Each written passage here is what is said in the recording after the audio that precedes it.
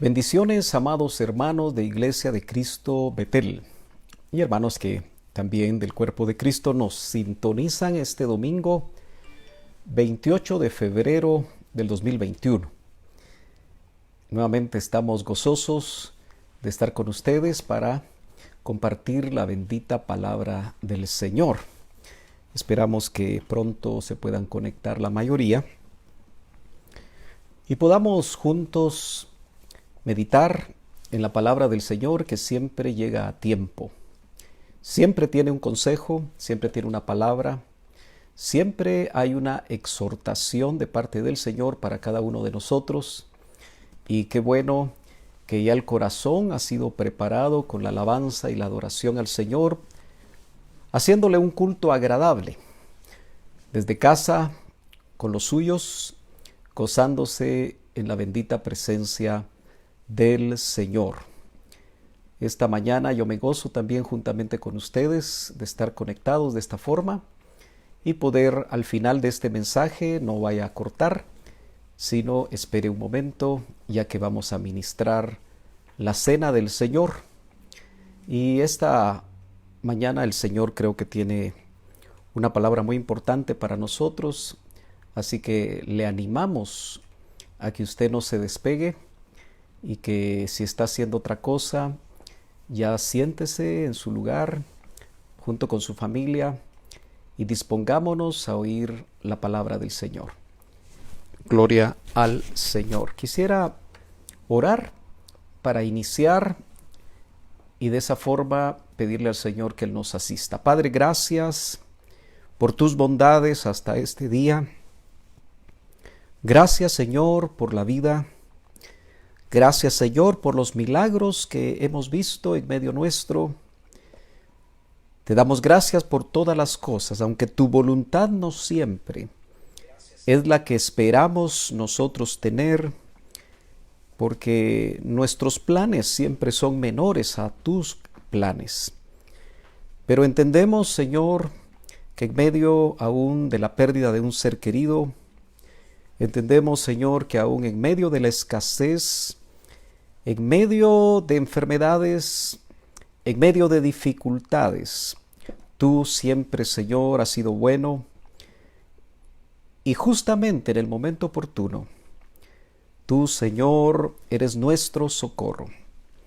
Te pedimos, Señor, que bendigas y fortalezcas a la familia Jiménez, Señor, especialmente al hermano Rodolfo, que ayer partió su Señor Padre, a tu presencia. Es motivo de gozo porque Él se fue, Señor, a estar contigo, pero también, sin duda, es motivo de tristeza para los que quedan en la tierra, para toda la familia Jiménez, los hijos, los cónyuges, los hermanos, todos, Señor, los nietos. Te pedimos, Señor, que tu Espíritu Santo les alcance, así como a toda la familia Noriega, Señor, hace un año exactamente, también nosotros despedíamos a nuestro Padre.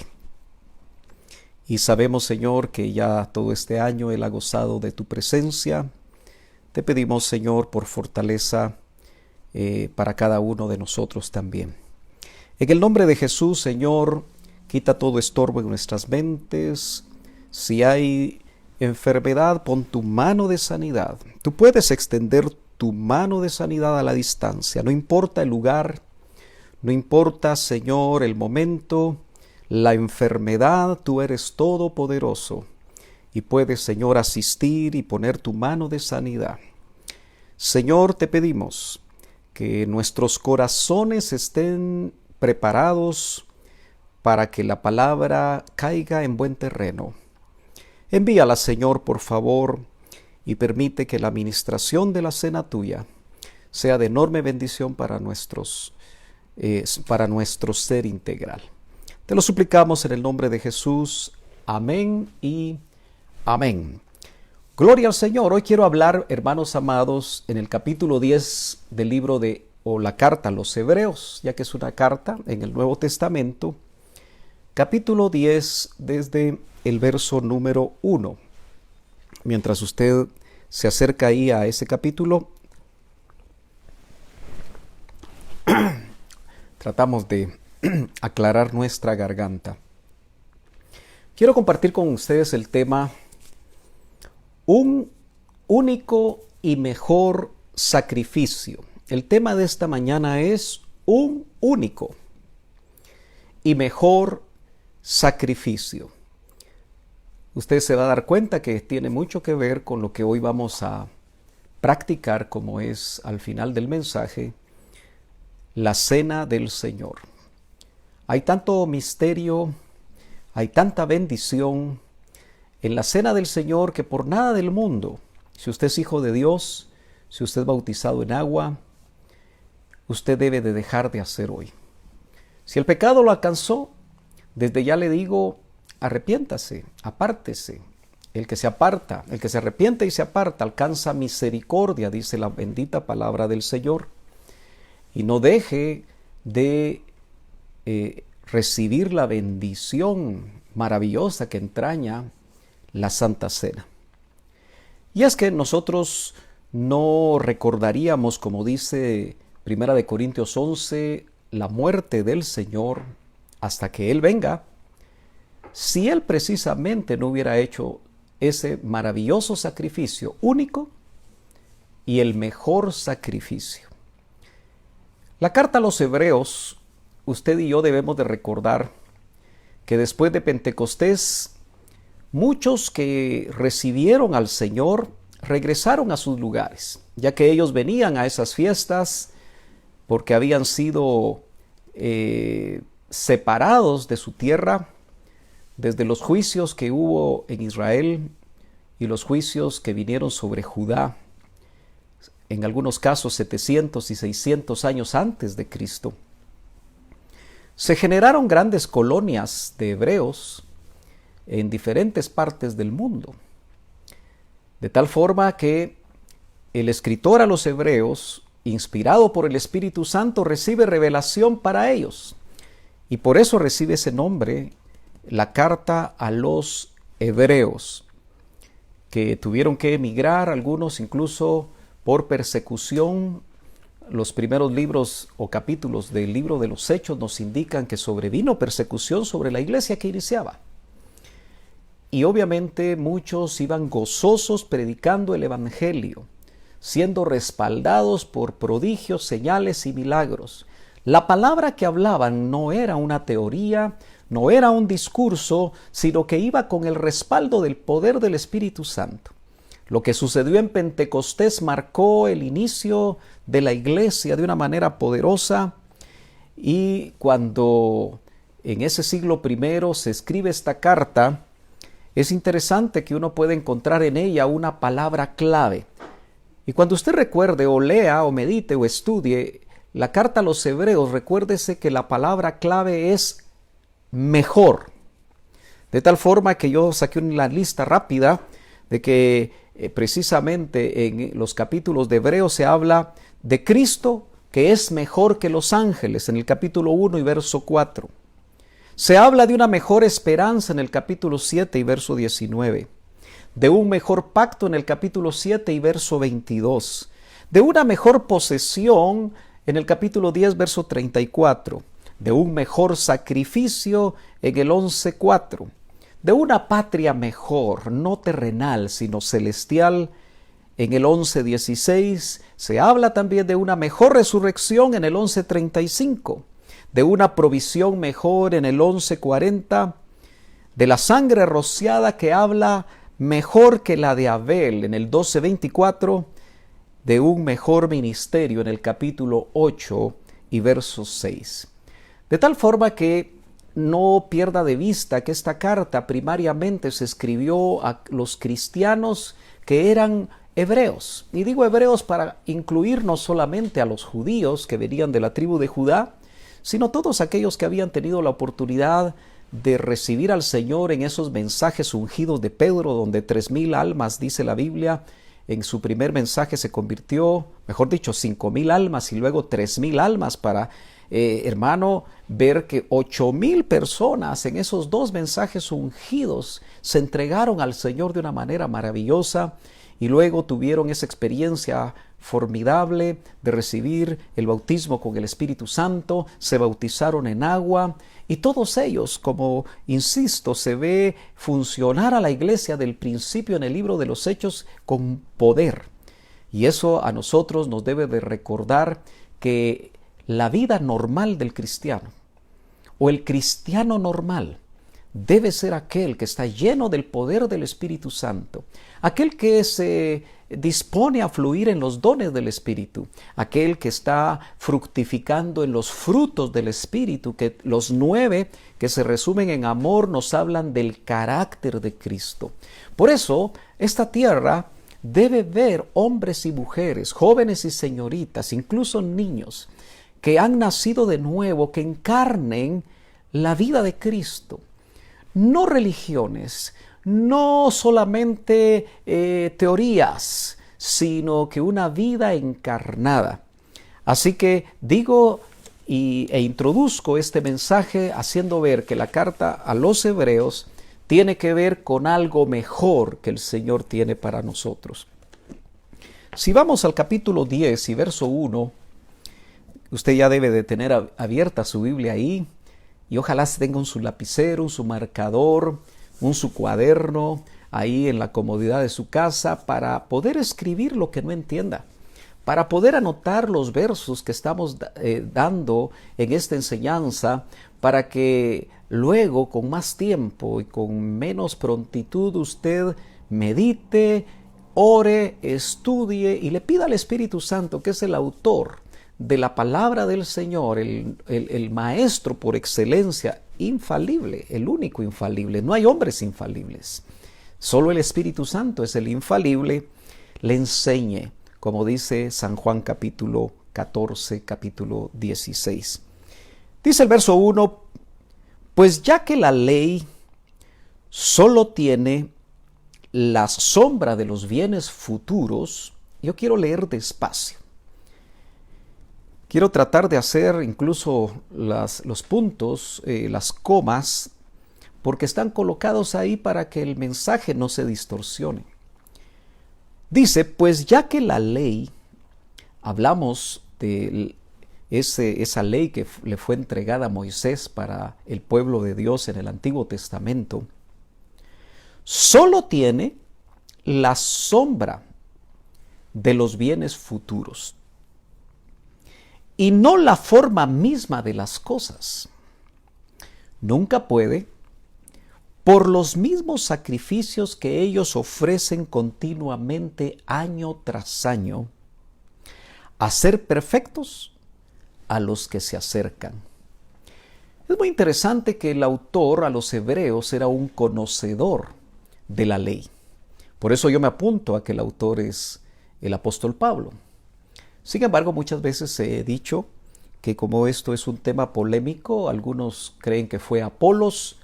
Lo importante es que nosotros tengamos claro que el Espíritu Santo que inspiró a este autor, obviamente usó el conocimiento que tenía sobre la ley. Y obviamente entonces este autor tuvo que haber sido un hebreo. Y el mismo apóstol, acuérdese que en Filipenses capítulo 2, me parece, dice hebreo de hebreos.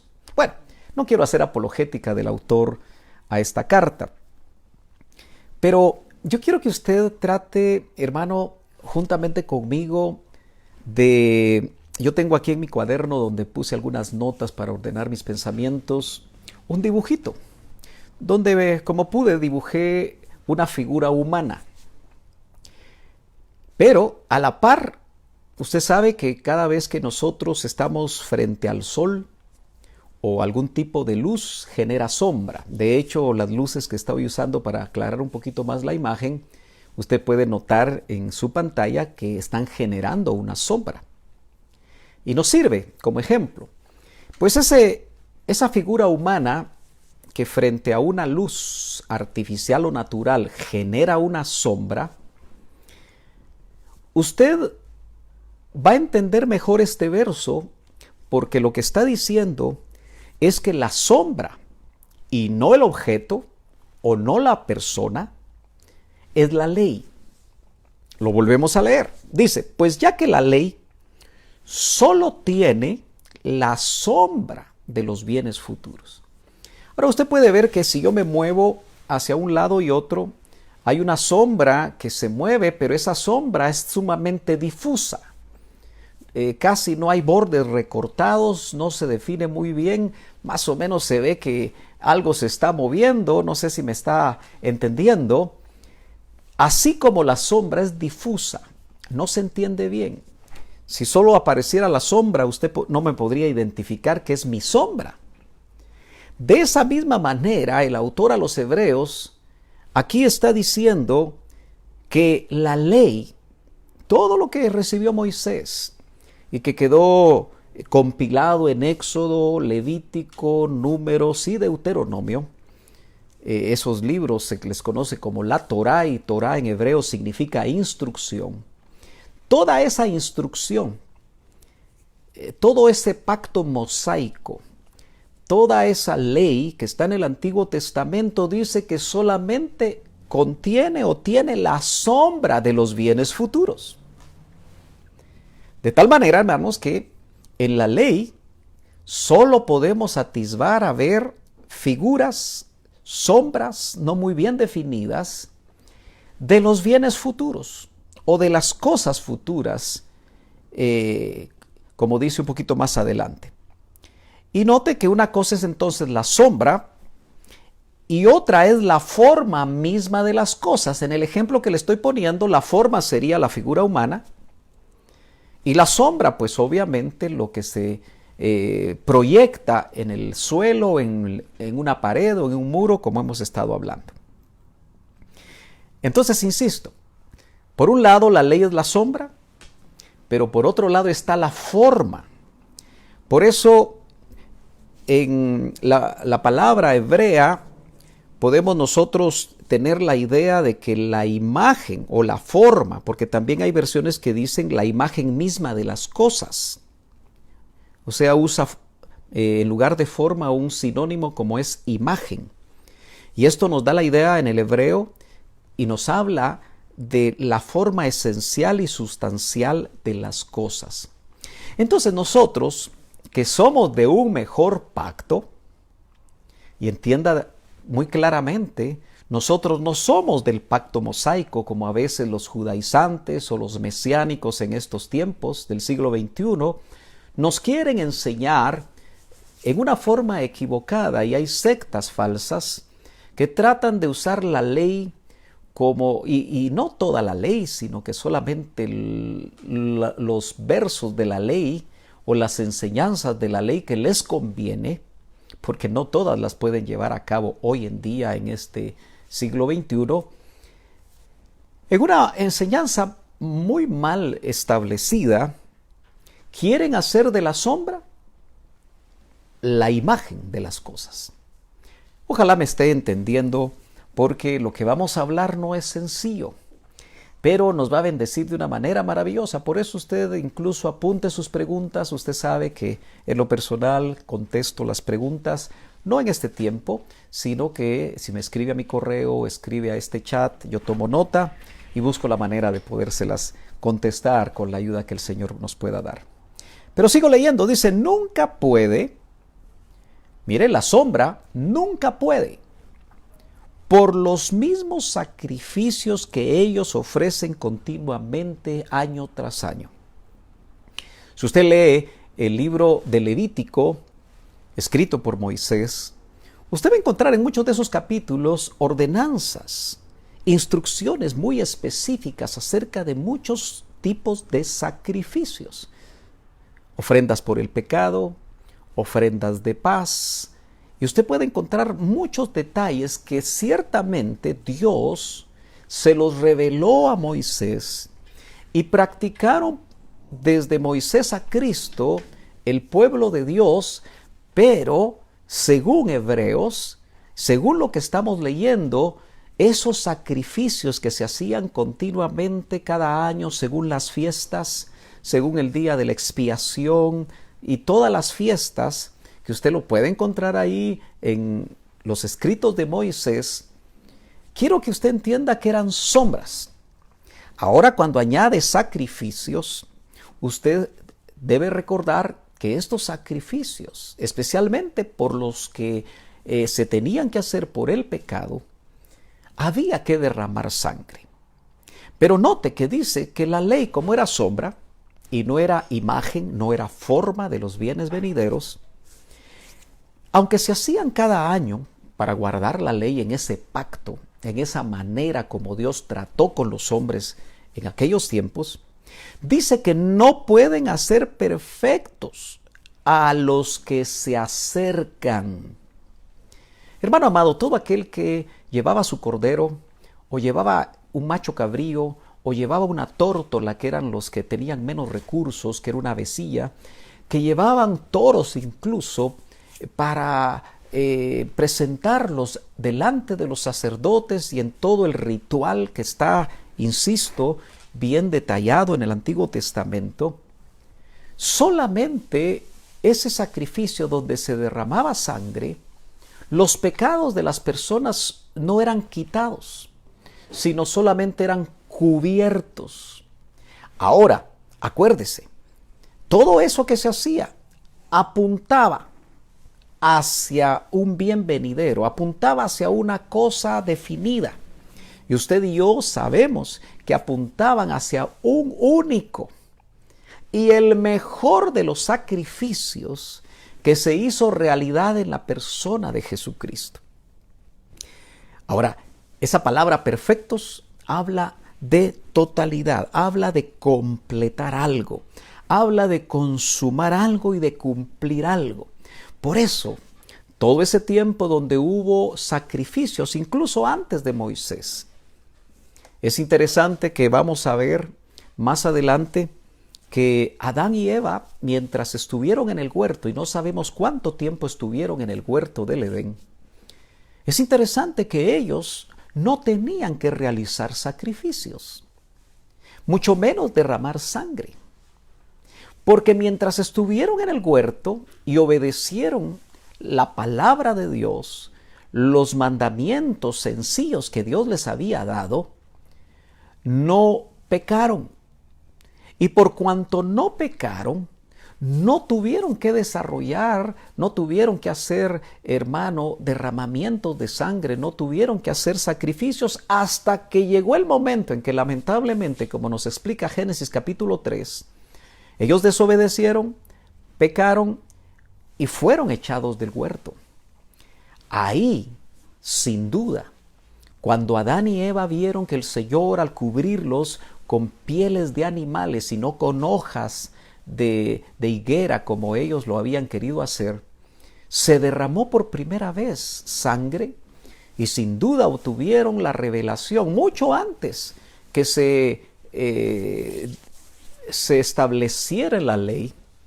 Y por eso vemos en el principio de los capítulos del Génesis que esa revelación se fue trasladando de padres a hijos y obviamente se hizo realidad que todo aquel que tenía revelación de parte de Dios y adoraba al Dios único y verdadero, derramaba sangre. Claro, yo no sé si usted es acucioso y cuando oye estas cosas o las lee en la Biblia, muchos intelectuales que leen el Antiguo Testamento se apartan horrorizados de un Dios que exigía sangre. Lo pintan como un Dios violento porque lamentablemente Pablo nos dice que el hombre natural, es decir, el que no ha nacido de nuevo, no puede entender las cosas que son del Espíritu y éstas se tienen que discernir espiritualmente. Entonces, uno se pregunta, ¿por qué el Señor pidió sacrificios de sangre? ¿Por qué dice la Biblia que sin derramamiento de sangre no puede haber perdón? Refiriéndose al perdón de los pecados. Entonces, hermanos amados, en el verso 2 del capítulo 10 de los Hebreos dice, de otra manera, esa frase lo que significa es que si realmente esos sacrificios que eran sombra hubieran podido hacer perfectos a los que se acercaban a hacerlos, eso significa de otra manera, coma dice, Y nos hace una pregunta. ¿No habrían cesado de ofrecerse esos sacrificios, ya que los adoradores, una vez purificados, no tendrían ya más conciencia de pecado? El autor aquí trata de reforzar la idea, tratando de hacer ver que si esos sacrificios hubieran podido limpiar, hubieran podido purificar y no solo cubrir, pues obviamente ya no se hubieran tenido que hacer sacrificios continuos hasta que llegó el mejor sacrificio, el perfecto sacrificio, el único sacrificio, que es el sacrificio de Cristo en la cruz del Calvario. Pero en esos sacrificios, dice el verso 3, hay un recordatorio. ¿En cuáles sacrificios? Los que se hacían año tras año como sombra, apuntando al verdadero sacrificio, al único sacrificio que valía la pena que el Hijo de Dios viniera a hacer a la tierra para redimirnos. Pero en esos sacrificios hay un recordatorio de pecados año tras año. La persona que iba y sacrificaba en Jerusalén, al año siguiente volvía y recordaba probablemente hasta los pecados pasados, que probablemente lo seguía haciendo en el nuevo año, y por eso dice que esos sacrificios, o en ellos lo que hay solamente es un recordatorio de pecados año tras año. Si nosotros siguiéramos, si Cristo no hubiera venido ya, y nosotros también hubiéramos tenido la revelación sin ser judíos, tal vez prosélitos, y tuviéramos que ir a Jerusalén a hacer sacrificios, recordaríamos los pecados. Sin embargo, usted y yo sabemos que la palabra nos indica que el Señor, una vez nosotros hemos nacido de nuevo, su sangre preciosa es aplicada a nuestras vidas, viene el perdón de nuestros pecados. Dice que el Señor se va a olvidar de ellos y los va a echar a lo profundo de la mar. Eso es algo maravilloso, hermano. Por eso Isaías, que es el profeta del Hijo, usted debe recordar eso, en su capítulo 1 dice, quiero acercarme rápidamente a Isaías capítulo 1 y vamos a ver un poquito más adelante donde dice, verso número 18, dice la versión Las Américas, venid ahora, dice, y razonemos. Dice el Señor, aunque vuestros pecados sean como la grana. Esto se escribió cerca de 800 años antes de Cristo, antes de ese sacrificio único y verdadero, ese sacrificio, el mejor sacrificio, el perfecto sacrificio. Ya el profeta evangélico, llamémoslo así, el profeta del Hijo, ya tenía revelación que se iba a cumplir en aquellos que experimentáramos el nuevo nacimiento, porque dice, aunque vuestros pecados sean como la grana es roja, como la nieve que es súper blanca cuando no está sucia, serán emblanquecidos, haciendo el contraste de rojo a blanco. Aunque sean rojos como el carmesí, como blanca lana, quedarán. Si queréis y obedecéis, comeréis lo mejor de la tierra. Había una promesa maravillosa, no solo en la ley, en los salmos, sino en los profetas. Por eso el Señor Jesucristo, cuando predicó y se registró en los evangelios, Él muchas de las cosas que enseñaba dice que estaba en la ley, en los salmos y en los profetas. Y muchas veces nosotros, hermano, tenemos que ser honestos, a veces somos un poquito haraganes en leer el Antiguo Testamento. A veces ni siquiera nos acercamos a conocer y leer y estudiar el Nuevo. Y cuando vamos al Antiguo Testamento, muchas personas se aburren, muchas personas se duermen, muchas personas no les gusta, no entienden, pero aunque son las sombras, hay sombras maravillosas que cuando conocemos el Nuevo Testamento, hermano, nosotros nos gozamos de cómo el Señor, en su misericordia, a todos los hombres les dio luz. Pero tengo que entrar un poquito más adelante. Le dije que Adán y Eva no tuvieron que hacer sacrificios de sangre en el huerto antes del pecado. Y hay un detalle que en algún momento yo he compartido. Si usted lo oye por primera vez, no me juzgue, medite sobre eso. a veces me toca hacer algún recordatorio importante de la doctrina en la que nosotros fuimos engendrados. Usted a estas alturas debe tener testimonio del espíritu de esa doctrina. Es muy lamentable que muchos ministros que estuvieron, llamémoslo a los pies del doctor Ríos, perdieron esta doctrina o la guardaron y ya no la vieron importante. Y aquellos que tenemos testimonio que esa doctrina hace diferencia, que esa doctrina fue revelada con un propósito maravilloso de preparar a la novia para el encuentro con el amado, recordamos que en algún momento escuchamos, y siempre con pie de imprenta, que Adán y Eva en el huerto, seguramente antes del pecado, no era sangre roja la que fluía de sus venas. Y yo sé que cuando alguien oye esto por primera vez dice, bueno, ¿qué estará diciendo el hermano Sergio? Pero acompáñeme para que no especule usted y crea que me lo estoy sacando de la manga. A San Juan capítulo 1 y en el verso 4 leemos algo muy bonito que dice, en él, hablando del verbo. Acuérdese que Juan, desde el capítulo 1 y verso 1, habla del verbo que era Dios y el verbo que estaba con Dios, que ahí hay todo un misterio maravilloso. Yo en esta mañana escuchaba algo muy lindo, como es una enseñanza del hermano Otto sobre las 3 fases del verbo. Disculpe que parezca que voy a hacer un anuncio, pero es importante. Si usted todavía no se ha suscrito a el canal de la Fundación del Dr. Otoniel Ríos Paredes, hágalo. Va a obtener una enorme bendición. Si usted escuchó al hermano Otto o si usted no lo conoció, pero esta palabra le está bendiciendo, ya hay más de 1200 temas clasificados entre predicaciones, estudios y seminarios, muchos de ellos muy profundos, que usted los puede oír y estudiar muchas veces. Así que suscríbase y ahí pude oír esta mañana yo esas 3 fases del verbo. Pero más adelante, si hay tiempo, vamos a hablar de eso, vamos a tener que enseñarlo de una manera más despacio. Pero dice, en él, el contexto es el verbo que era Dios. En él estaba la vida. Estoy en San Juan capítulo 1, verso 4. Y la vida, quiero que ponga atención a esa frase, si quiere la subraya y la medita y la estudia. Y la vida era la luz de los hombres.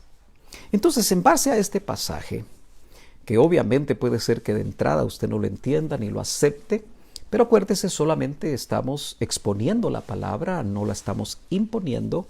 Estoy seguro que muchos de los miembros de Iglesia de Cristo Betel, esto ya les fue revelado, esto ya lo conocen, pero como sé que hay un auditorio más amplio, que ya sea en vivo o más adelante tendrá la oportunidad de oír esto, insisto, no me juzgue, no crea que soy un hereje, sencillamente medítelo, estúdielo y usted se va a dar cuenta que entonces Adán y Eva, lo que fluía cuando no habían pecado en el huerto, era un fluido de luz, donde esa luz constituía la vida de los hombres.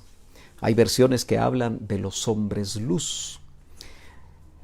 De tal forma, no me quiero explayar porque ese no es el tema, pero de tal forma que cuando ellos en determinado momento pecaron,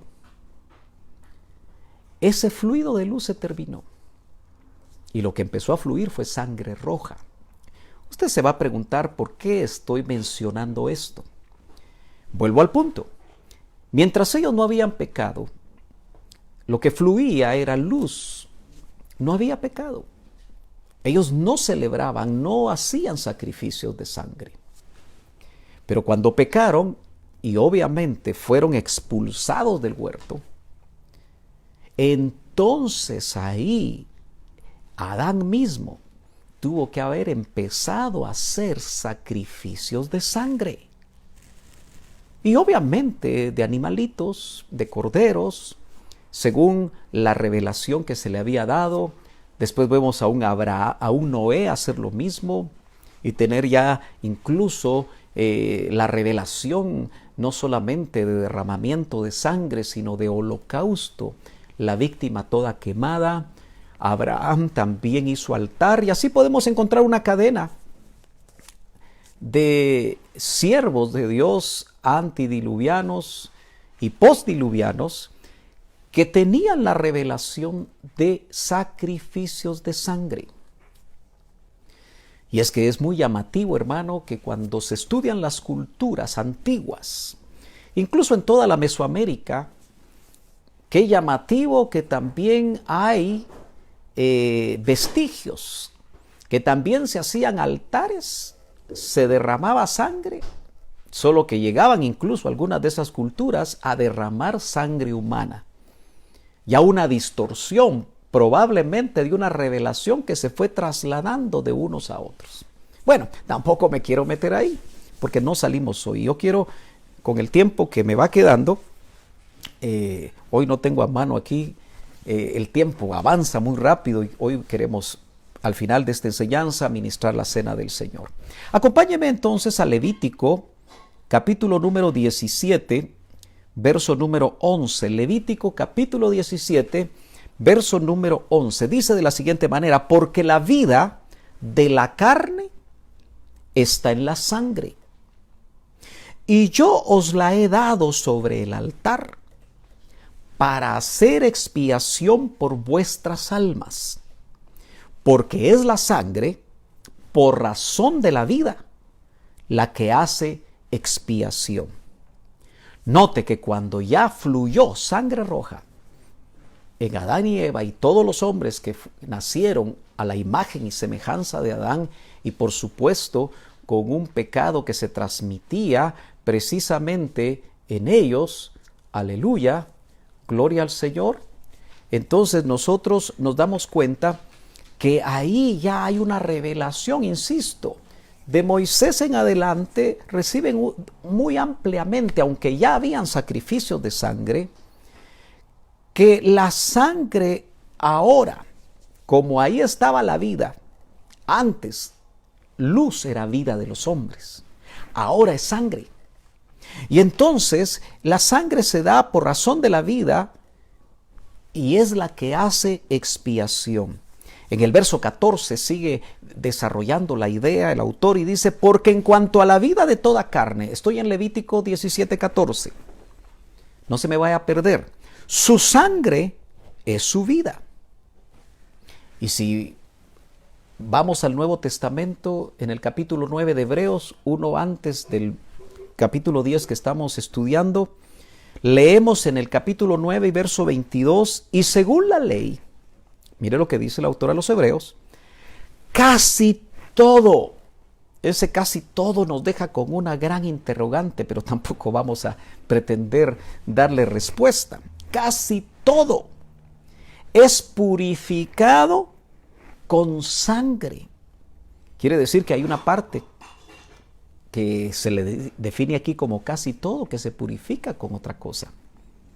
Y sin derramamiento de sangre no hay perdón. Entonces quiero que por un momento usted, hermano, trate de entender que los sacrificios de la ley, que eran una sombra, donde se derramaba sangre, apuntaban al mejor y único sacrificio, que es el tema de esta mañana, donde nosotros nos damos cuenta, mis hermanos, que apuntaba esa sombra de 4000 años al sacrificio maravilloso de Cristo en la cruz del Calvario. Acuérdese que Pablo habla de la locura de la predicación. Y mucha gente, incluso cuando lee el Nuevo Testamento y no le ha amanecido, no hay revelación del Espíritu, no entienden por qué un hombre, porque para ellos, muchos incluso teólogos, grandes estudiosos que andan detrás del Jesús histórico, ellos no quieren ni aceptan bajo ninguna circunstancia que ese Jesús histórico que ya tienen como 100 años los estudiosos y se han escrito grandes libros y muchas cosas se han dicho acerca de esto, de la búsqueda del Jesús histórico, que incluso en programas de History Channel, en programas de Nat Geo y otros canales de investigación a veces abordan con estos estudiosos actuales estos temas. Ninguno de ellos ven en Jesús al Hijo de Dios, mucho menos al Verbo. Ni siquiera creo que entienden lo que eso significa. De tal manera que nosotros debemos de gozarnos por la revelación que hemos recibido de parte del Espíritu Santo.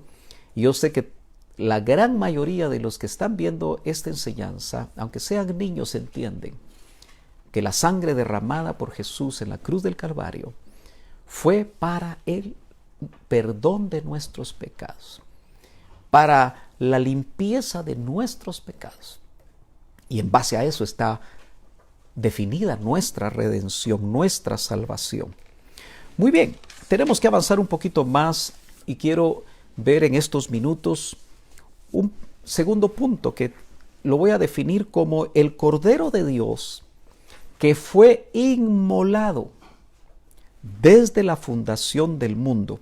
Si me acompaña Apocalipsis capítulo 13, Apocalipsis del Génesis, saltamos hasta el Apocalipsis y verso 8, yo lo voy a leer en una versión Reina Valera y después lo voy a leer en una versión Las Américas, que es una traducción más nueva y que muchos de nosotros usamos, pero que también tenemos que ser cuidadosos porque usted va a ver una diferencia que puede cambiar completamente el concepto.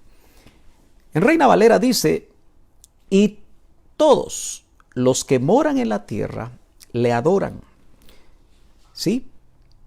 O le adoraron, cuyos nombres no están escritos en el libro de la vida del Cordero, el cual, es decir, el Cordero, fue muerto. Otras versiones dicen fue inmolado desde el principio del mundo, o inmolado desde la fundación del mundo. Nosotros sabemos que Reina Valera viene desde el siglo XVI, la Biblia del Oso y otras versiones, pero cuando vamos llamativamente a la versión Las Américas dice: y la adorarán todos los que moran en la tierra. Están hablando de la bestia, cuyos nombres no han sido escritos desde la fundación del mundo, en el libro de la vida del Cordero que fue inmolado. No sé si usted nota cómo hay un cambio en la traducción. En la versión Las Américas ya no dice que el Cordero fue inmolado desde la fundación del mundo, sino que hace más énfasis que los nombres fueron escritos desde la fundación del mundo en el libro de la vida del Cordero. Es un cambio radical. Ahora, obviamente, en lo personal yo me quedo con la versión Reina Valera que dice que el Cordero fue inmolado desde antes de la fundación del mundo. Por supuesto, usted tendrá que tomar una decisión donde usted se queda, pero por eso quiero hablar acerca de esto. Porque hice un chequeo que las nuevas versiones hacen esos cambios. Acuérdese que hay hombres como Westcott y Hart que ellos llamativamente a finales del siglo XIX, hombres con muy mala reputación, pero conocedores del griego, tienen su versión en griego, Westcott y Hart, que llamativamente hacen muchos cambios radicales y que muchos de los traductores de las nuevas versiones, por eso usted tiene que tener cuidado y ser un poquito más cauteloso para ver cuál es el texto griego que se utilizó en el caso del Nuevo Testamento para traducir.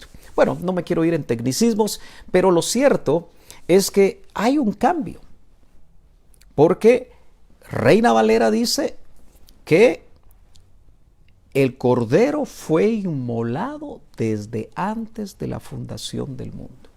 Eso nos hace pensar en la preexistencia del Verbo. Y es ahí donde le decía, y solamente de pasadita lo voy a mencionar, usted puede oír el mensaje completo ahí en el canal de YouTube del doctor, o de la fundación. Fíjese que aquí el hermano Otto nos habla de 3 fases del Verbo. El Verbo eterno, que es esencia, según San Juan 1:1 es, y el Verbo era Dios. El Verbo encarnado como una siguiente fase, como Hijo de Dios. Y la tercera fase del Verbo es el Verbo glorificado. Bueno, déjeme quedarme un momento porque estamos hablando del sacrificio único, perfecto. No necesitamos ya otro sacrificio si ya se nos reveló y nosotros nacimos de nuevo bajo esa revelación que el sacrificio de Cristo. Por eso jamás usted debe permitir bajo ninguna circunstancia que alguien lo convenza a usted que tiene que hacer otra clase de sacrificios para obtener su salvación, que tiene que guardar estos y aquellos mandamientos para ser salvo. Por eso se agigantan los versos del apóstol Pablo en Efesios capítulo 2 y verso 8. Por gracia sois salvos. Y esto no de vosotros, pues es un don, un regalo de Dios, no por obras. Y ahí estarían clasificadas cualquier clase de sacrificios para que nadie se gloríe. Y bueno, después nos pone un complemento. El verso 10 dice que fuimos creados. Dice, para hacer buenas obras, las cuales Dios preparó de antemano para que nosotros anduviésemos en ellas. No somos salvos por obras, pero los que ya somos salvos, sí, nos prepararon buenas obras para que nosotros andemos en ellas como un resultado de ese nuevo nacimiento, como un resultado de esa salvación maravillosa que hemos obtenido por el sacrificio de Cristo. Es interesante que llama mi atención la palabra inmolado. Como estamos en el Nuevo Testamento, tenemos que estudiar un poquito la palabra en el griego, koiné, y es la palabra estazo. Pero llama mi atención que dentro de las acepciones de esta palabra es interesante que se puede traducir, según el diccionario Vine, como degollar. Y está relacionado con los sacrificios que se hacían en el Antiguo Testamento, bajo la ley. Y obviamente eso indica que el degüello del animalito hacía que el corte en su cuello se fuera derramada la sangre. Especialmente cuando iba a ser ese animalito quemado en holocausto, tenía que salir toda su sangre. Por eso esa sombra otra vez, ese detalle interesante. Cuando vamos a los evangelios, y por eso los escritores evangélicos nos indican que cuando el Señor en la cruz del Calvario, especialmente cuando esa lanza traspasó su costado, salió sangre y finalmente agua. Sangre y agua. O sea, Él, como sacrificio perfecto, derramó hasta la última gota de su sangre. Por supuesto, los que son médicos podrían dar una explicación mucho más detallada de lo que sucedió precisamente en ese momento. Entonces, si estazo es degollar, también se puede traducir como mutilar violentamente. En relación a los sacrificios, me viene una pregunta y tal vez no tenga la respuesta completa. Pero vale la pena que nosotros nos acerquemos a la palabra y tengamos hambre y le pidamos al Señor que Él nos aclare. Pero si la traducción es exacta, que el Cordero de Dios fue inmolado desde la fundación del mundo, hermanos amados, entonces se está refiriendo a un momento en la eternidad pasada que lo ubican en la fundación del mundo. Y entonces viene la pregunta: ¿por qué esa inmolación se tuvo que hacer en ese tiempo? ¿Será que el sacrificio de Cristo en la cruz del Calvario hizo realidad algo muchos años atrás? Miles, millones de años atrás. Cuando meditaba sobre eso hoy en la madrugada, me ponía a pensar que la Biblia dice que Él nos amó primero, pero que nos amó hace mucho tiempo.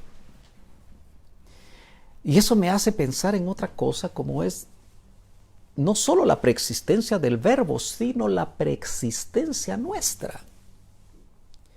Es que lo maravilloso de este sacrificio único, del cual hoy en la cena del Señor vamos al celebrarla, recordar ese sacrificio. Y por eso le quiero dar la verdadera importancia de lo que hacemos, porque muchos lo hacen solamente por hacerlo.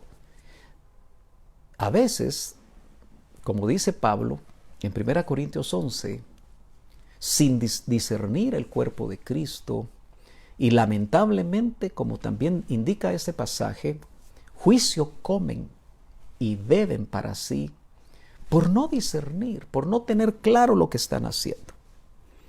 Entonces yo tengo que caminar muy rápido porque el tiempo se me está yendo rápidamente. En teoría solo me quedan 12 minutos, pero hoy domingo en culto virtual nos vamos a alargar un poquito más. Acompáñeme a Colosenses, una carta de Pablo sumamente profunda, al igual que Efesios, pero en su verso 20, Colosenses capítulo 1 y verso 20 leemos, dice, y por medio de él, el contexto nos habla precisamente de Cristo, en el cual iba a habitar toda la plenitud, porque dice el verso 19 que así le agradó al Padre. Dice, y por medio de él, reconciliar todas las cosas consigo. Yo quiero leer esto despacio. Y por medio de él, reconciliar todas las cosas consigo. La reconciliación habla de algo que antes estuvo bien, una relación que estuvo bien y que se rompió y que se necesita reconciliar. Por eso, si el Señor nos amó también a nosotros desde hace mucho tiempo, es decir, antes que viniéramos a la tierra, y si la Biblia nos habla de la preexistencia nuestra, yo quiero que usted note muy bien que es muy probable que esa inmolación desde antes de la fundación del mundo tenga que ver con lo que aparece aquí en Colosenses 1:20 y luego 1:22. Pero sigo leyendo. Habiendo hecho la paz por medio de la sangre de su cruz, por medio de él, repito, y ya sean las que están en la tierra o las que están en los cielos. Hermano amado, cuando nosotros vemos cielos, nos tenemos que dar cuenta que aquí, si hay que reconciliar cosas en los cielos, entonces la reconciliación que se necesita se dé por medio de ese sacrificio es mucho más amplia de lo que nos podemos imaginar. Como leemos aquí en este verso, no solo tiene que ver con la tierra. Y quizá por eso esa inmolación, que no sabemos exactamente cómo fue. La Biblia no nos deja ver más que algunas luces de cómo el Señor fue inmolado desde antes de la fundación del mundo. Yo sé que ahí usted puede tener muchas preguntas y ojalá las envíe para que podamos juntos buscar respuestas en el Señor, pero nos damos cuenta que la sangre de su cruz, no nos hemos ido del tema. Empezamos a ver que hubo sacrificios de sangre desde que Adán y Eva pecan y son echados del huerto. Y entonces ya llegando a la cruz de Cristo, tratando de ir aterrizando, dice que por medio de la sangre de su cruz, dice, habiendo hecho la paz, por medio de la sangre de su cruz, por medio de él, repito, ya sean las que están en la tierra o las que están en los cielos. No puedo menos que meditar juntamente con usted esta mañana en el hecho de que la Biblia presenta al Padre como Padre creador, como Padre eterno. Y si es Padre eterno, ha tenido por una eternidad pasada muchos hijos, diferentes creaciones. Este universo tan vasto, solo el pensar en la Vía Láctea, hoy que los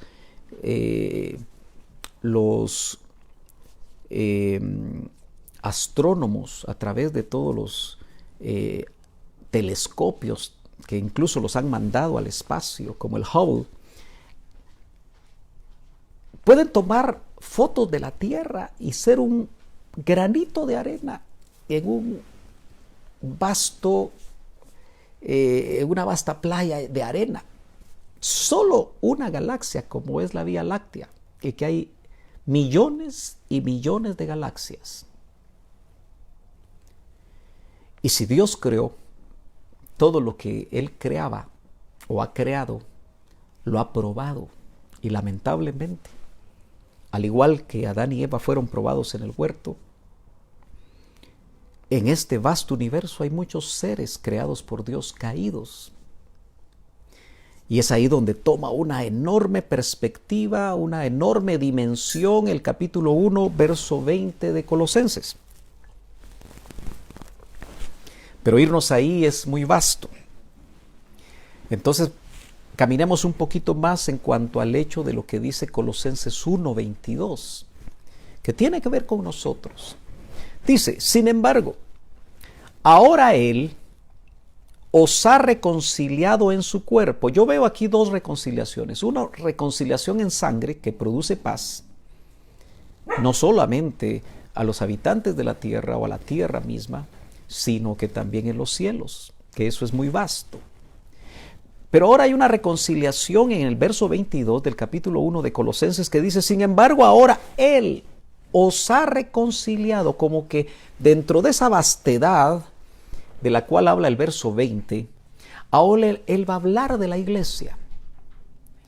Y todavía tenemos que ser más específicos de la iglesia novia. Dice, mediante su muerte. Bueno, voy a leerlo completo. Dice, sin embargo, ahora Él os ha reconciliado, ojo, en su cuerpo de carne. Nota que no menciona sangre, pero obviamente esa sangre trae una reconciliación universal. Y como los científicos y antes la revelación había mostrado que no solamente hay un universo, sino que son multiuniversos.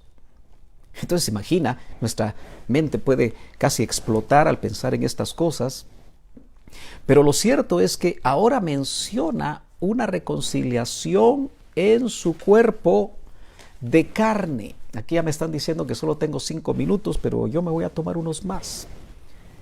En su cuerpo mediante su muerte. Pero ojo, cuerpo de carne. Por eso el verbo encarna. San Juan 1:14 dice, y el verbo se hizo carne y vimos su gloria, gloria como la del unigénito del Padre. A fin, ¿cuál es el propósito de la reconciliación en su cuerpo de carne? A fin de presentaros santos. Ay, hermano, ya empezó a hablar de la santidad, eso es lo que no me gusta. ¿Y de qué quiere que hablemos, hermano? Si hoy es urgente que al entender la profundidad de la palabra, al ver la grandeza del sacrificio de Cristo, que apenas estamos atisbando algunas cositas acá, nosotros nos demos cuenta que la reconciliación en su cuerpo de carne, mediante su muerte, es con el propósito de presentarnos santos y sin mancha e irreprensibles delante de Él. Usted recuerda muy bien que 1 Tesalonicenses 5:23, que nos habla a nosotros que cuando el Señor aparezca en su parucía, seamos nosotros irreprensibles en espíritu, alma y cuerpo, el ser integral. Entonces, esta santidad, este estar sin mancha, la Biblia dice en Efesios que Él viene por una iglesia, tenemos que entenderlo claramente, sin mancha y sin arruga. Por eso, una religión evangélica no alcanza. Una asistencia domingo a un culto, a un templo, no alcanza. Hermano amado, la revelación de la palabra debe explotar en su ser interior para notar que ese nuevo nacimiento, que es en base al sacrificio de Cristo, que usted puede nacer de nuevo. Por eso el Señor le habla al religioso y conocedor, teólogo Nicodemo, y le dice, te es necesario nacer de nuevo. Y Nicodemo no entendió. Pero ese nuevo nacimiento nos da una nueva genética. Y esa nueva genética, hermano amado, produce una vida de santidad, o debe de una manera normal producir una vida de santidad, donde la mancha se tiene que lavar y tiene que venir una irreprensibilidad delante de Él. Yo quiero terminar en el capítulo, para no ser tan largo, en el capítulo 6 del Evangelio de Juan. Nos vamos a ir al verso 53. Este pasaje debe ser estudiado, todo el capítulo 6. Usted recuerda que el hermano Otto nos decía que Juan fue más profundo que el mismo apóstol Pablo. Así que el Evangelio de Juan, que es el Evangelio cara de águila, que presenta al Señor como Hijo de Dios, por eso habla del Verbo. Por eso ese principio de Génesis 1.1 es más antiguo que el principio de Génesis, perdón, el de Juan 1.1 es más antiguo que el principio al que hace mención Génesis 1.1. Dice el verso 53 del capítulo 6 de Juan. Y con eso quiero introducirme a la administración de la Santa Cena, de la Cena del Señor. Lo voy a leer corrido hasta el verso 56. Entonces Jesús les dijo a sus discípulos, acuérdese que por esta enseñanza dice en el capítulo 6 y verso 66 que muchos de sus discípulos lo abandonaron, se fueron. Yo espero que usted no se vaya. Entonces Jesús les dijo, en verdad os digo, y esta frase es un hebraísmo que habla realmente de lo importante que Jesús va a decir. Si no coméis la carne del Hijo del Hombre y bebéis su sangre, déjeme parar aquí. En la ley se establecía claramente que no se podía comer la carne del animal con sangre, porque si se comía sangre, eran eliminados del pueblo de Dios, en la ley, en relación a los sacrificios. Pero ahora el Señor Jesucristo viene y le habla a un público judío que conocía la ley. ¿Se imaginan el impacto? Por eso entiendo, porque ellos al interpretar esto humanamente, se fueron. Porque para esto, hermanos amados, se necesita que el Espíritu nos revele. Vuelvo al punto. Si no coméis la carne del Hijo del Hombre y bebéis su sangre, eso les debe haber chocado en su mentalidad judía. 4,000 años de historia. Dice, no tenéis vida en vosotros. Qué impactante esto. Porque aquí usted y yo ya tenemos que darnos cuenta que cada vez que nos acercamos a la mesa del Señor, comemos su carne y bebemos su sangre. No en una forma literal, porque nosotros no creemos en una transustanciación. Palabra de domingo, ¿verdad? Nosotros creemos en una consustanciación. Es decir, que a la par del elemento hay algo que bendice, algo que sana. Y lo tremendo es que también puede haber algo que mata, que enferma o debilita. Entonces, sigue insistiendo Juan al decir, el que come mi carne, para dejar muy clara la idea, y bebe mi sangre, tiene vida eterna. Y yo lo resucitaré en el día final. Los que hemos perdido seres amados, sabemos que nuestra esperanza es la resurrección en la parucía del Señor, según 1 Tesalonicenses 4. Entonces pongamos mucha atención a lo que vuelve a decir aquí. El que come mi carne y bebe mi sangre tiene vida eterna. Insisto, no se debe interpretar en forma literal como interpretaron los discípulos que creyeron que el Señor les traía una doctrina caníbal. No era así, hermano.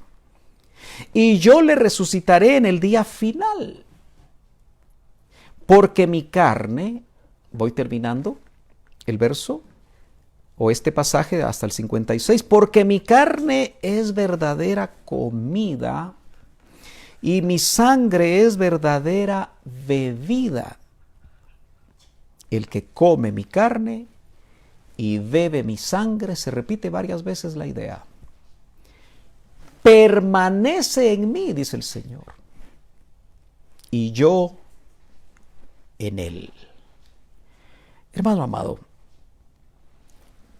sé que si usted por primera vez puso atención a estos pasajes, porque a veces leemos pero no estudiamos, a veces leemos pero no meditamos. Cuando el Señor está dando esta enseñanza, se está adelantando al momento cuando Él va a morir en la cruz del Calvario. Va a derramar su sangre, su cuerpo va a ser golpeado, herido, y el mejor y único sacrificio, el que nos convenía. La realidad y la respuesta a aquella pregunta que, como dijimos el día miércoles, hizo Isaac: ¿dónde está el cordero, papá? Le dijo Abraham Isaac, ahí en el monte Moria, 2000 años antes. Cuando la respuesta iba a venir, 2000 años después, en las inmediaciones del mismo monte Moria, en el Calvario.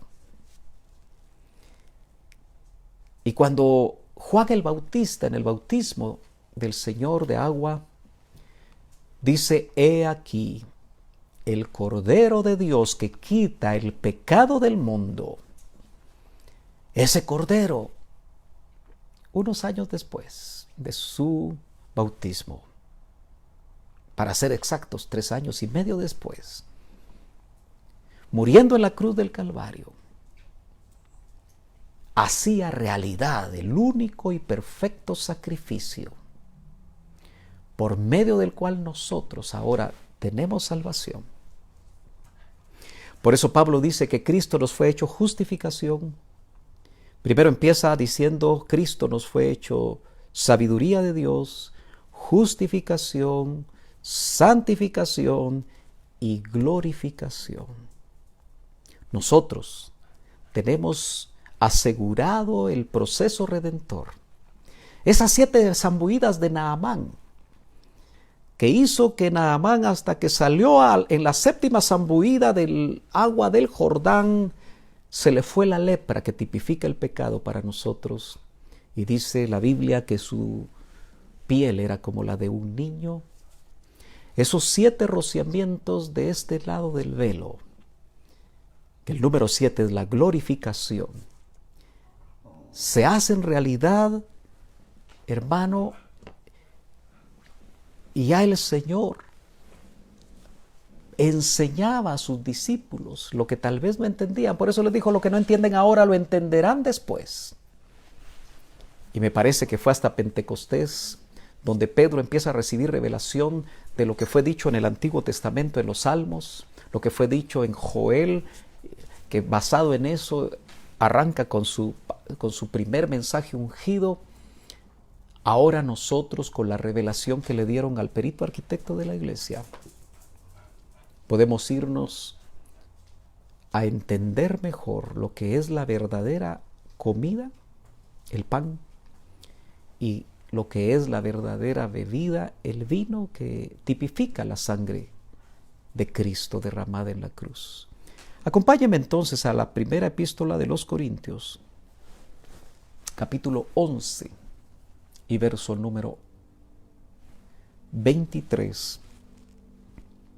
que aunque tal vez usted está cansado o está cansada, que nosotros los pastores cuando ministramos la cena, tomemos este pasaje, no podemos evitarlo, porque es la doctrina de la cena del Señor. Entonces ahora usted entiende que el participar de la cena del Señor da vida. Obviamente esa vida fue obtenida en el nuevo nacimiento a nivel de nuestro espíritu. Ahora nuestra alma está tomando vida. Yo quiero entender.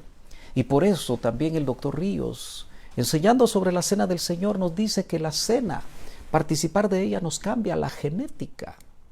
Créalo usted o no, entiéndalo o no, al participar usted de la cena del Señor, quizá con una fe de niño, porque tal vez usted es recién convertido,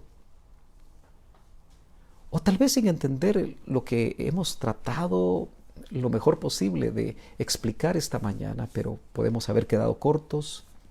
Cuando usted participa de la cena del Señor, hay ministración a su alma, hay ministración, aspectos que tienen que ver con su alma.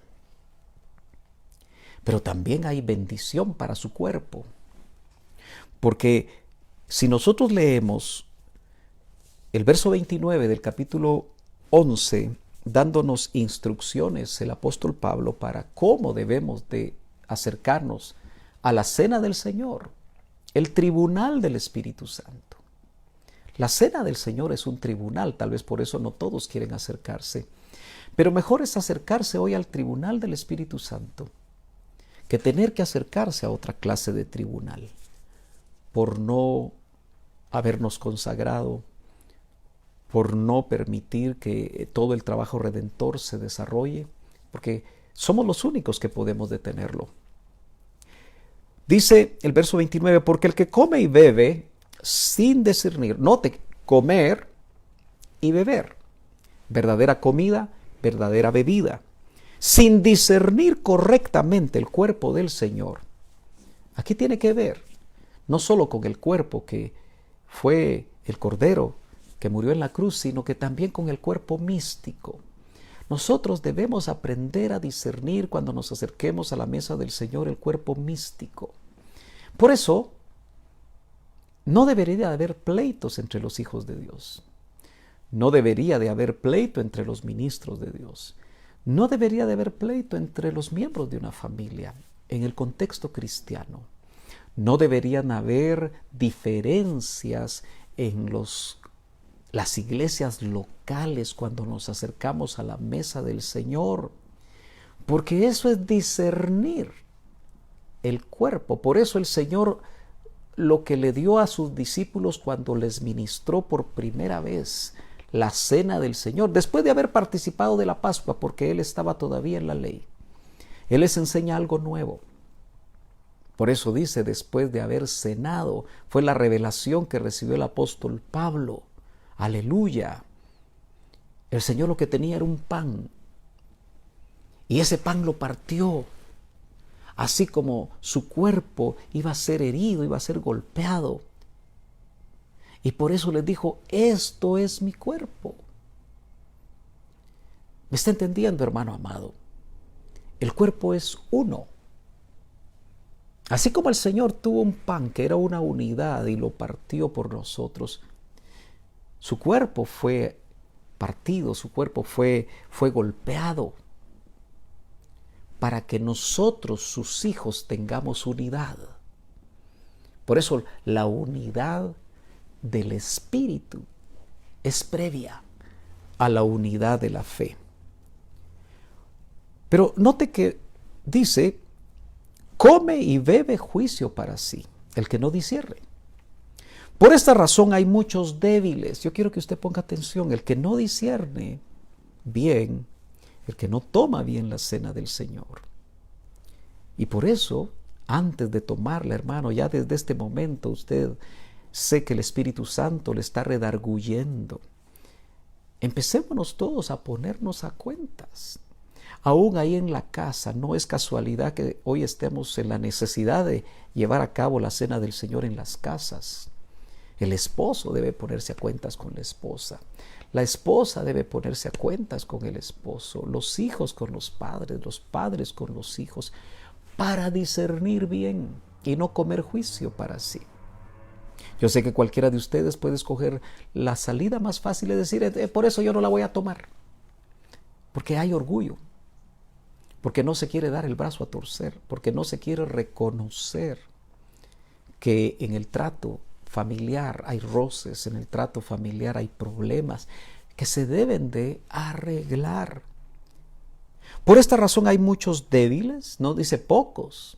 Mi Biblia dice muchos débiles y enfermos entre vosotros. ¿Usted se ha puesto a pensar que su debilidad o su enfermedad puede ser en algún momento por no haber discernido el cuerpo del Señor al tomar la cena del Señor? Yo con esto no le quiero generar temor, por el contrario, o miedo, sino el temor a Dios, el acercarnos con la oportunidad que tenemos de orar y entregar las cosas que no le agradan al Señor, de ponernos a cuentas, como dice Isaías. Pero si nos juzgáramos a nosotros mismos, o nos examináramos, como dice otra versión, a nosotros mismos, ¿qué es lo que debemos hacer? Yo creo que cuando nosotros estamos enterados que va a haber cena del Señor, desde ahí deberíamos empezar a examinarnos y examinarnos, no 5 minutos antes de tomarla. Dice, no seríamos juzgados, pero cuando somos juzgados, el Señor, dice, nos disciplina para que no seamos condenados con el mundo. La disciplina del Señor debemos de tomarla con gozo, a pesar de lo difícil que puede ser. Porque dice la Biblia que solo el Señor disciplina al que tomó por hijo. El que es bastardo, el que no tiene padre, en el aspecto espiritual, hermano amado, no es disciplinado. Por eso, antes de ministrar, recuerdo una frase que le oí a mi pastor, el hermano Otto, cuando dijo, lo peor que te puede pasar, si estás pecando, añado yo, para entenderlo un poco mejor, es que no te pase nada. Porque si no te pasa nada, es porque tal vez no eres hijo. Acuérdate, yo voy a la carga como pastor para exhortarte en el nombre del Señor con amor. No es solamente tener una religión. No es solamente ir a los templos. No es solamente diezmar y ofrendar o servir en cualquier aspecto del servicio cristiano. No es solamente eso, que muy bien el religioso lo hace y a veces lo hace mejor, sino es tener tal relación con el Señor. Es dejar que la palabra por medio de su Espíritu nos hable, saque a luz nuestras áreas difíciles, reconozcamos al pecado por su nombre. No nos excusemos, no busquemos excusas para estar pecando, hermanos.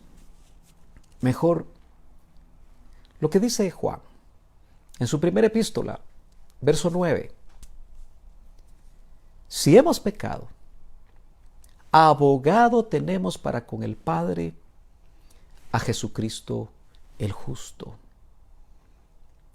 Arrepintámonos, apartémonos, porque vamos a encontrar misericordia, oportuno socorro.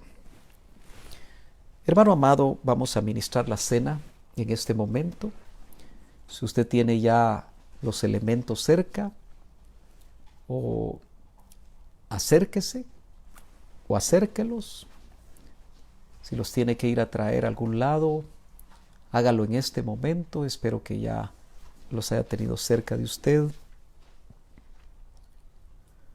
para participar de la cena del Señor. Yo sé que todos los que estamos aquí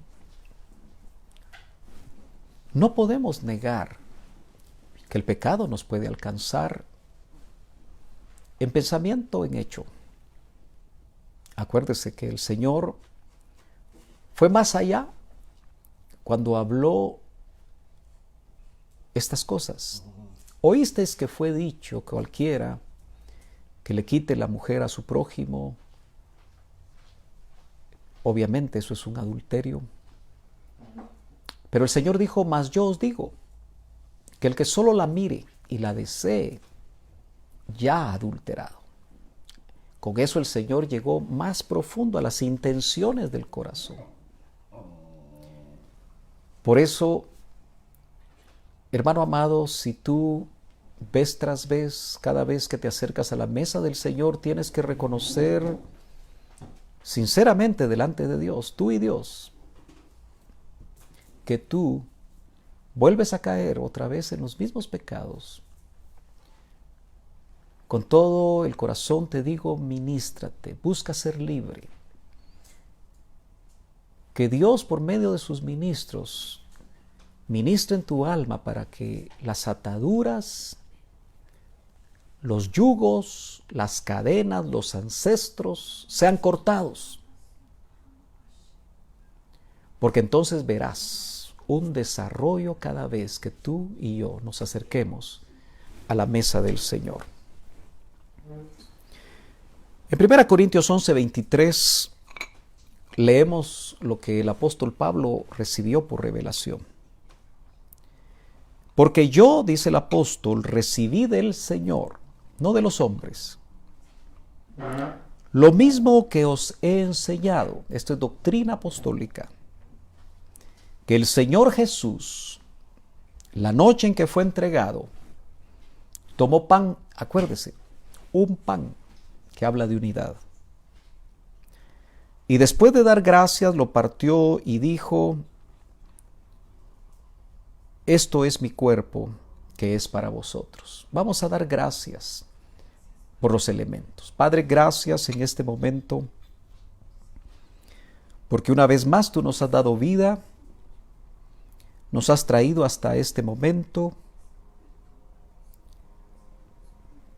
reconociendo, Señor, que durante la última vez que participamos de la cena, seguramente hay muchas cosas que debemos de pedirte perdón. Te pedimos que tú santifiques este pan, santifiques este vino. El primero nos habla de tu cuerpo y el vino nos habla de tu sangre, que derramaste en el único y mejor sacrificio, el perfecto, donde tú fuiste hecho,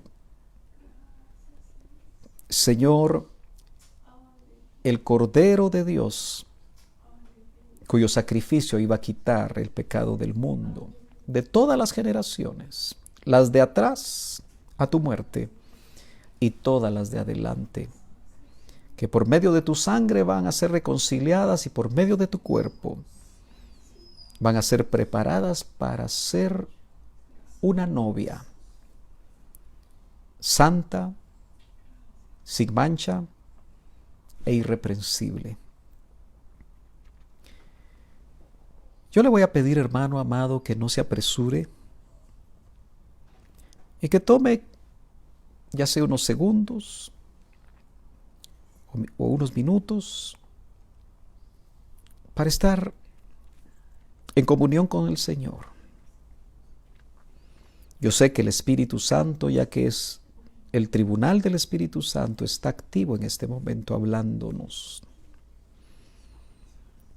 Oremos por unos minutos. Ora Bashira Karabajan.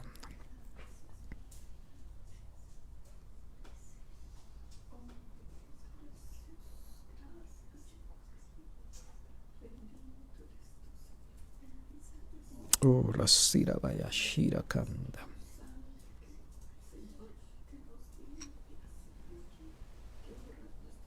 Ora Bashturi Kirabahanda. Ora Bastira Kanda.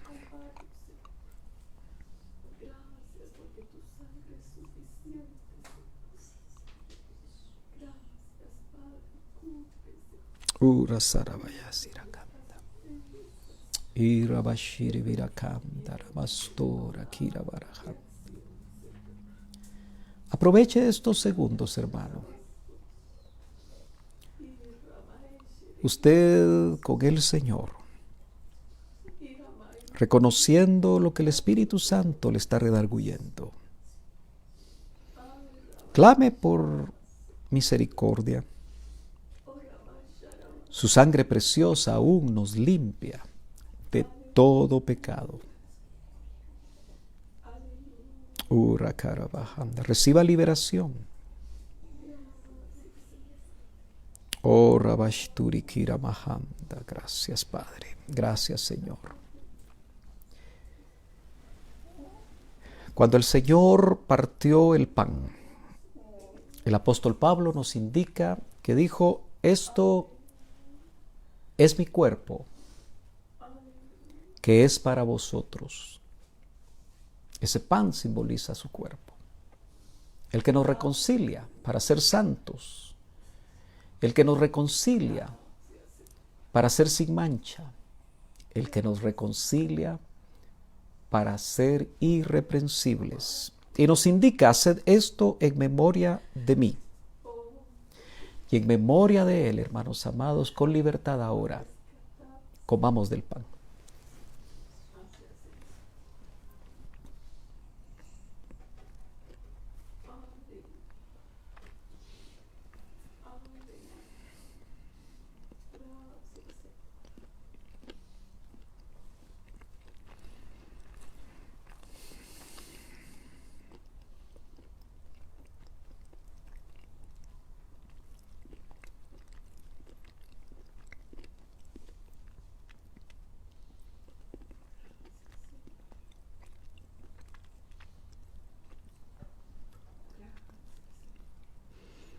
Gracias, Señor Jesús. De la misma manera, dice la Escritura en el verso 25, tomó también la copa después de haber cenado. Acuérdese, esta copa tipifica la sangre que se derramó por todos nuestros pecados, cuando se hizo el único y perfecto sacrificio. Hebreos leímos que la sangre de los machos cabríos y de los toros, de todos esos animalitos, no podían borrar los pecados, quitar los pecados. Pero la sangre del Hijo de Dios es la única que limpia, que borra todos nuestros pecados. Diciendo: esta copa es el nuevo pacto. En términos de hebreo sería el mejor pacto. En mi sangre. Haced esto cuantas veces la bebáis en memoria de mí. Porque todas las veces que comáis este pan y bebáis esta copa, la muerte del Señor proclamáis hasta que Él venga. Tomemos de la copa, hermanos amados. Aleluya. No sé si ahí donde está usted puede levantar sus manos. Levante sus manos.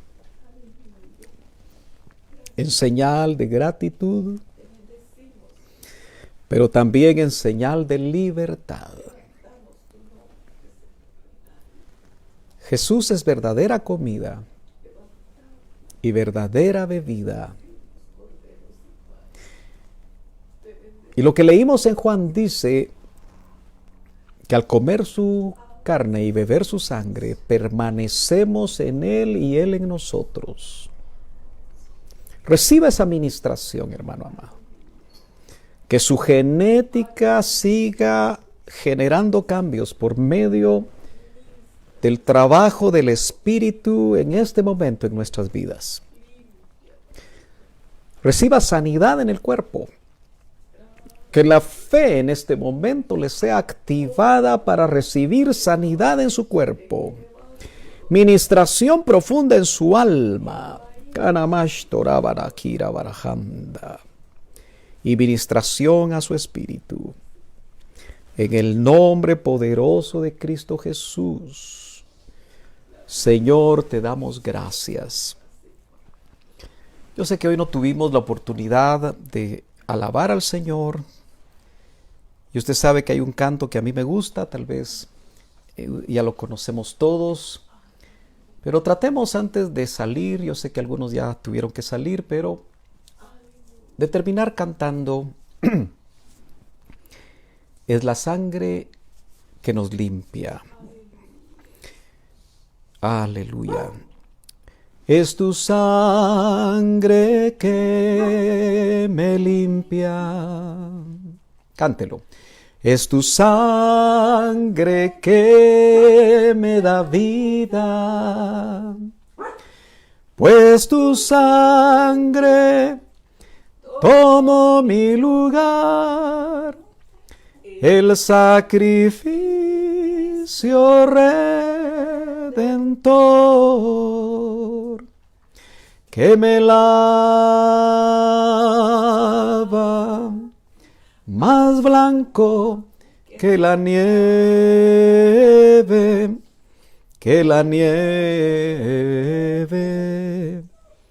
mi Cristo, precioso sacrificio de amor. Una vez más, un poquito más bajo el tono. Es tu sangre que me limpia. Es tu sangre que me da vida, pues tu sangre tomó mi lugar, el sacrificio redentor que me lava más blanco que la nieve,